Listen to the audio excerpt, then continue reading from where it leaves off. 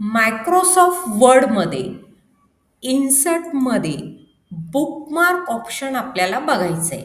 बुकमार्कसाठी first आपण paragraph घेऊया.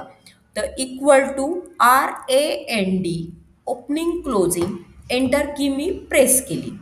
आता टोटल पेजेस आपल्या डॉक्युमेंटमध्ये किती आहे? तर आत्ता डॉक्युमेंटमध्ये पेजेस आहे 1. तर मी काय करते, Ctrl A की प्रेस करते. फॉन्ट साईज ह्याची जी आहे 12 आहे, तर ती मी ह्या ठिकाणी 12 ची 20 केली. एंटर की प्रेस केली. आता कर्सर इथं क्लिक केलं. आता टोटल पेजेस किती आहे? तर ह्या ठिकाणी क्लिक केल्यावर 1च पेजेस आहे. तर मी Ctrl A केलं, पुन्हा 20 ऐवजी त्याची साईज करते मी 30. एंटर की प्रेस केली. आता टोटल पेजेस किती आहे? तर पेजेस 3 आहे. तर आता मी जाते सेकंड पेजवर. तर कर्सर मी घेतला सेकंड पेजवर. कर्सर बघा आता सेकंड पेजवर आहे. आता बुकमार्कसाठी मी इन्सर्टला क्लिक केलं, बुकमार्कला क्लिक केलं. बुकमार्क सेकंड पेज आहे माझा.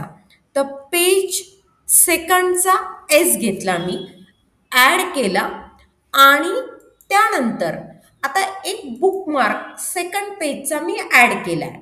आता थर्ड पेजकडे जायला मी ह्या ठिकाणी कर्सर मुवमेंट की थ्रू पण जाऊ शकते किंवा कंट्रोल एंड, कारण की थर्ड लास्ट पेज आहे म्हणून कंट्रोल एंड करून मी लास्ट पेजकडे आले.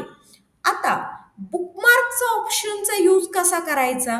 बुकमार्कला क्लिक करायचं, PS आणि गो टूला क्लिक केलं तर तो क्लोज बटन क्लिक करा, तो आला ह्या ठिकाणी सेकंड पेजकडे.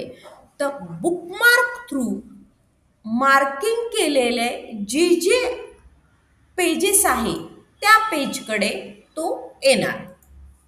थँक्यू.